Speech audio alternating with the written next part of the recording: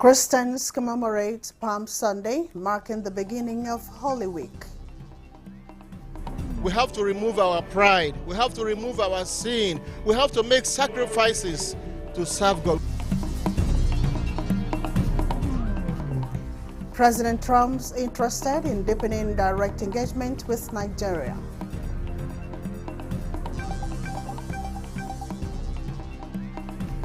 Minister of Women Affairs leads support to resettle families affected by gender-based violence. The survivor has also been enrolled into school to continue her education upon resumption.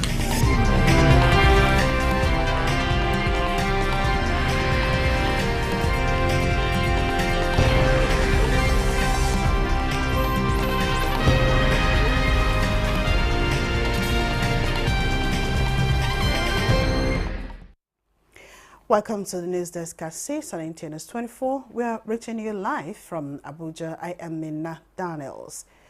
Christians today converged on various churches to celebrate Palm Sunday. Omenka Amarachuku reports that the Palm Sunday heralds Holy Week, a period of reflection and preparation for Easter, which commemorates the resurrection of Jesus Christ from death.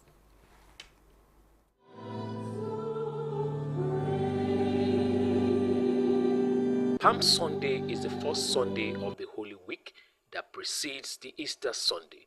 The celebration signifies the triumphant entry of Jesus into Jerusalem as he was held by people waving palm branches. Very Reverend Ono Ankel, the Presbyter Cathedral of Unity Methodist Church Nigeria, admonished the Christian faithful to use this period to embrace peace, love, and unity among themselves and extend same to others. One of a remarkable event in the Christendom that we celebrate as people of God. Senior Pastor, First Baptist Church, Abuja, Reverend Tom Takbari, reminded Christians to always put God first in their dealings.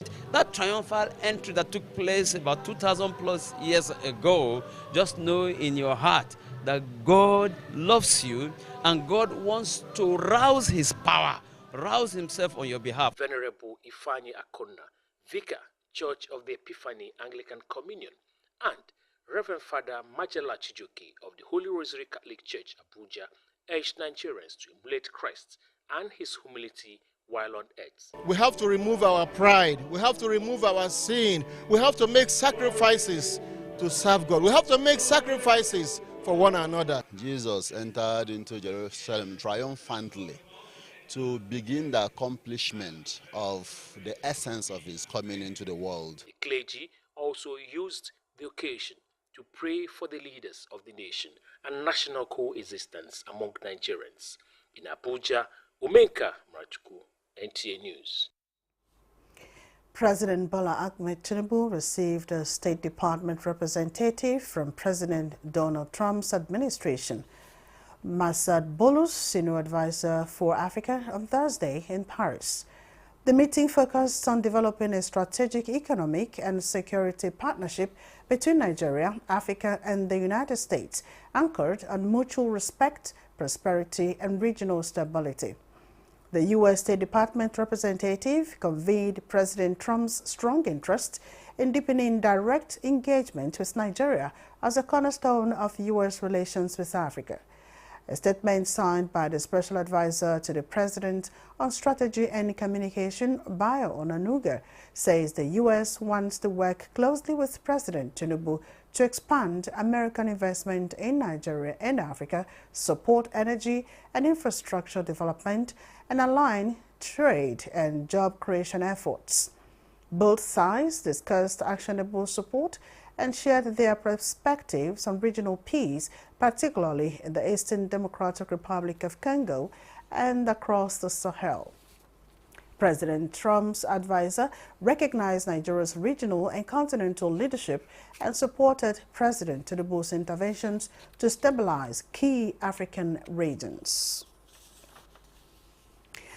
African Union's Commissioner on Political Affairs, Peace and Security, Bankole Adeoye, has been asked by diplomats to strive in upholding the ideals of patriotism, diplomacy, and Africa's integrity. Garabanatala reports that this was the consensus as the re-elected AU commissioner was hosted by Nigeria's permanent representative to ECOWAS to a working dinner in Abuja.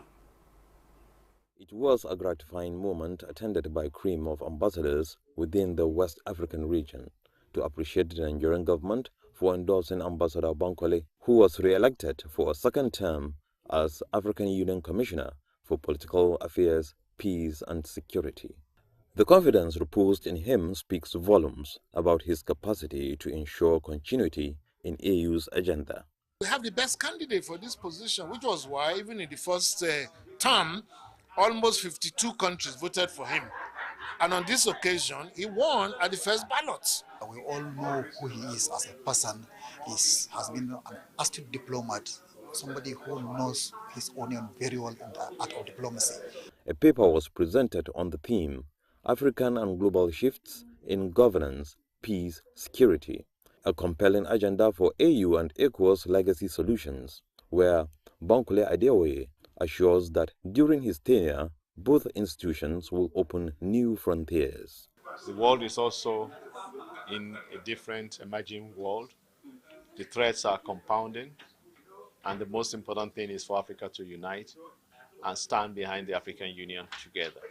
This is where Nigeria continues to play the leadership role in the African Union. We have a responsibility to help ourselves. And interestingly enough, the continent itself is well endowed. Anywhere you look at, is it Nigeria? Or is it the Congo that has not enjoyed peace since independence?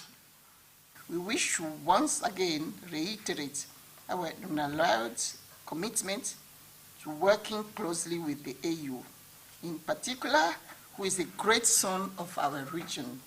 No doubt, recognition brings a call for even more challenging work, as they say. In Abuja, Garba Muhammad Atala, NTA News. Minister of Foreign Affairs Yusuf Tuga says the Association of Retired Career Ambassadors of Nigeria, ARCAN, will continue to recognize hard work and humility as key to success in nation building and promoting Nigeria's global standing. The minister underscored this while honoring some of Nigeria's finest diplomats in collaboration with the Association of Retired Career Ambassadors of Nigeria, ARCAN. Again, Garabanatala reports. Yusuf Tuga, represented by the Chargé d'Affaires to Netherlands, Ambassador Remi Olujide, and the head of civil service, who the Foreign Affairs Permanent Secretary also represented, were quick to note the laudable efforts of Nigerian diplomats in nurturing Nigeria's foreign policy, home and abroad, as well as highlighted the plight of retired diplomats. The Honorable Minister asked me to mention that the ministry will continue to support you, not only for the points already made, but because you remain bridge builders, as well as nation builders. Your experiences, insights, and counsels remain critical to improving our civil service and diplomatic engagements. Based on mentorship, dedication, determination, and excellence, they underlined the importance of continuity and memory in nation building. To families of those being honored posthumously, know it today that your parents remain among our best and brightest. Simultaneously in Abuja and Lagos, 12 diplomats were honored. Their citations show a group of personalities who are committed to national development. Among the departed honored are late Ambassador Isa Wali, Ambassador Edward Aina, Ambassador Aliu Kapinta, and other retired diplomats. To recognize my contribution to the progress of the Nigerian diplomatic service is something that I'm proud of. We're in 2025 and they're still recognizing the things he did. So, it's good to have such recognition and to belong to such a family. It's an honor. Family members and relations graced the occasion to identify with the diplomatic community. In Abuja, Garba Muhammad Atala, NTA News. As part of efforts to build confidence and mutual trust in the people, Governor Caleb Mutfwang has visited the attacked communities of Boko's local government area to conduct an on-the-spot assessment for necessary intervention. Ijoma Ozemena has details. Mutfwang, in company of top government officials, visited the attacked communities and internally displaced camps in Bokos and Mangu local government areas, where he encouraged victims not to be deterred by the past but to put it behind them and move on. While addressing youths, the governor urged them to always be vigilant and report suspicious movements to security agencies for action. By the grace of God, we will do all we can to ensure that these people return to their villages. Not only will they return, we will make adequate arrangements this year by God's grace that they will return to cultivate their farms. Governor Mutfwang commended President Bola Tinubu for his prompt intervention in defense of the state at all times, particularly in terms of security and relief materials. In all the places visited, the governor preached peace and unity as bedrocks of any form of defense in any community. I was not particularly attacked, but my people were attacked. And some of them, they can identify. And once they do that, we'll present the list for appropriate action, sir. Governor Mutfwang directed security forces to collaborate with community leaders and other stakeholders for peace. In Jos, Ijoma Ozemena, NTA News. Operatives of the National Drug Law Enforcement Agency, NDLEA, have arrested an ex-convict and Malaysian returnee, Ndubisi Udato, aka Richard, with 2 giant music speakers used to conceal 4 large parcels of methamphetamine weighing 2,700 kilograms for distribution in Adamawa State and across the border into Cameroon. The report is here presented. Ndubisi was arrested inside a commercial transport bus at an NDLEA checkpoint at Namtare along Ngurore Yola Road, Adamawa on Monday, 7th April 2025. He was found with 2 new music speakers used to conceal 4 packages of methamphetamine and monetary exhibits of 22,300 naira.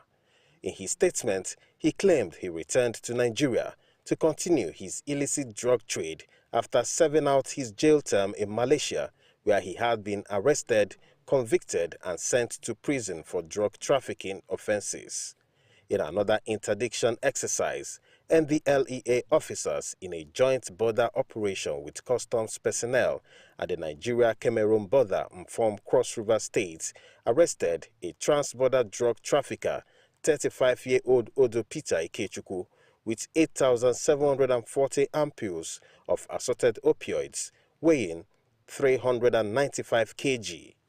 In Kano, NDLEA operatives on Friday, 11th April 2025, arrested 27-year-old Aliyu Ibrahim with 20 ATM cards and 25,600 pills of tramadol at Bachirawa area of Kano, while 48-year-old Gambo Lawan was nabbed in a follow-up operation at Wazobia Motor Park, Gwagwalada FCT, Abuja, following the seizure of a consignment of 8,960 pills of tramadol by NDLEA officers on routine check along Gwagwalada Expressway on Monday, 7th April.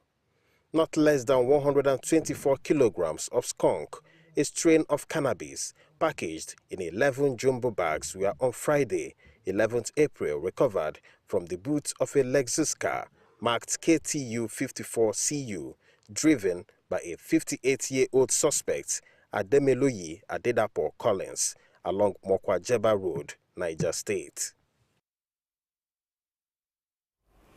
This is the News Desk at 6 on NTNS 24. We have more reports after the break. Stay with us. Celebrate Ramadan with Bafi and enjoy up to 40% off on selected products from living room, dining room, bedroom, and royal sets. Pay less, save more, and refresh your home for iftar gatherings and cherished moments with family and friends. Visit our showrooms in Abuja, Lagos, Kano, and Enugu, or shop online to enjoy our exclusive Ramadan sale. Let's make this Ramadan unforgettable.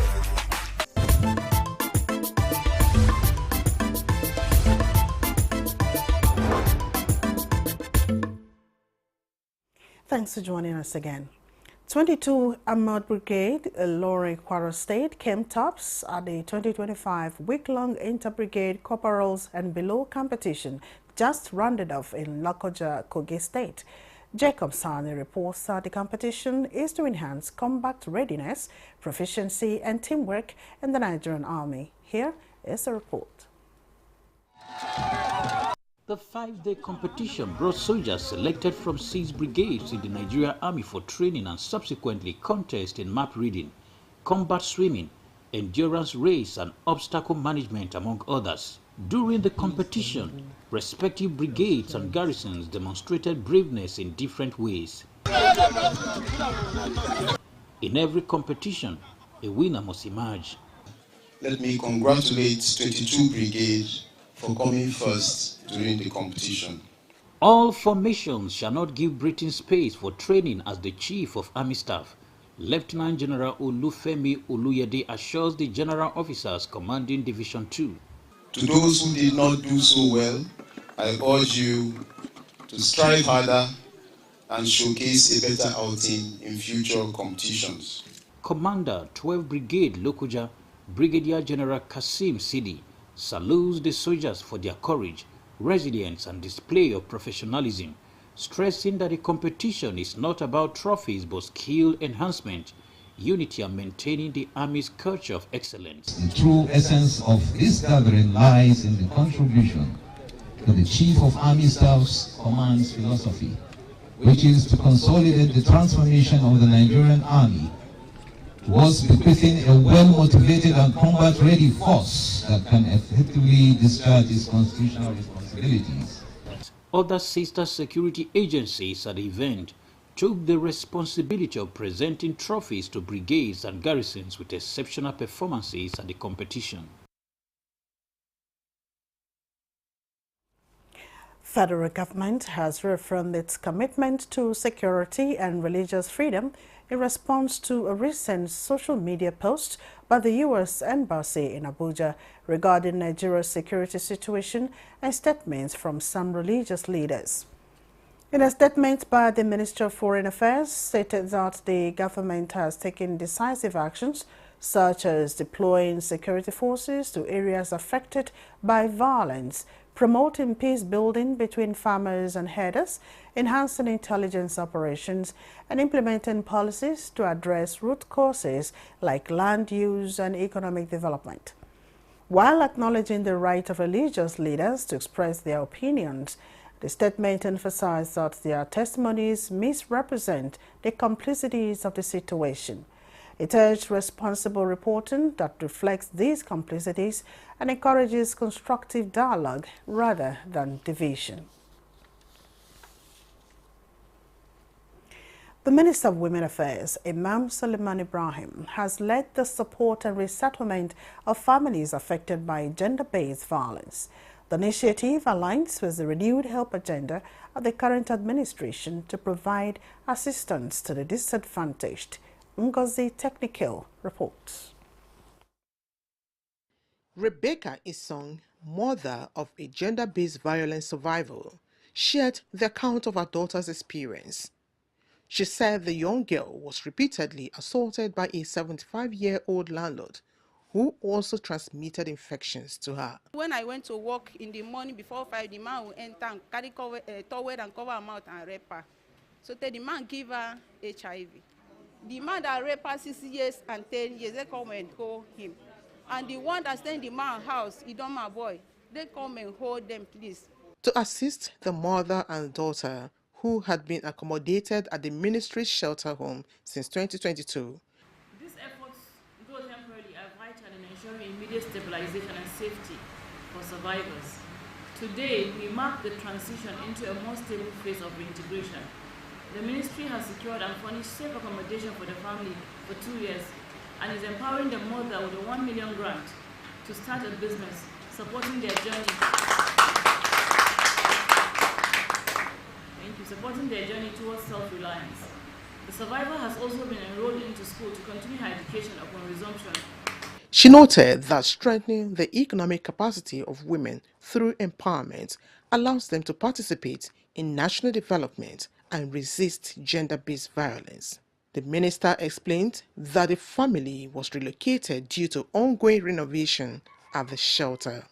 Ngozi Technical, NTA News. The National Hydroelectric Power Producing Areas Development Commission, NHYPADEC, is set to provide a lasting solution to the perennial flooding experience in about 40 communities in downstream rivers in Niger and Kaduna states. This is with the flag-off of the reconstruction of the erosion control embankment project in Muye Lapai local government area of Niger State. Fatima Usman reports. The effect of flooding resulting from the release of water from Kainji, Shiroro and Jaba dams, as well as torrential rainfall, have put a halt to the economic activities of the people of the area due to the collapse of the retaining wall built at the bank of the river. Therefore, the construction of the Erosion Control Embankment Project and intervention of the National Hydroelectric Power Producing Area Development Commission, as requested by the member representing Agay Lapai Federal Constituency, Abdullahi Mahmoud, is to put a lasting solution to the perennial challenge. We have intention of doing an embankment. We will equally do the reclamation of the land. We will equally look at the access road. We want to make sure we ensure that the economic activities of the particular commission is enhanced. This menace of overflow from the river has hampered a lot of their economic activities. And so we needed to tell the center that there's a need for you people to come to the aid of our people. Once they complete within that 4 months, oh God, whatever the activity we have, we are going to be boosted. With this, members of the communities are optimistic that the project, when completed by NHYPADEC in the next 4 months, farming and fishing activities will resume in earnest to contribute to the country's much-needed food security. I am Fatima Usman, NTA News. This is the News Desk at 6 on NTNS 24. Here is a recap of our major stories. Christians commemorate Palm Sunday, marking the beginning of the Holy Week. We have to remove our pride. We have to remove our sin. We have to make sacrifices to serve God. President Trump interested in deepening direct engagement with Nigeria.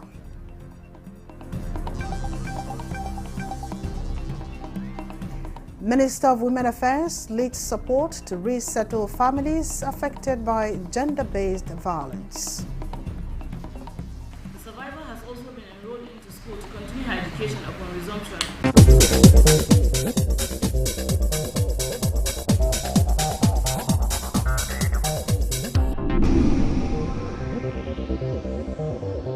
This is NTA News 24. The federal government has been commended for continuous intervention in road projects and infrastructure development nationwide under the Renewed Hope agenda. This follows the construction work on the Umuahia Ikarebene Road project. Ayodeji Makinde reports.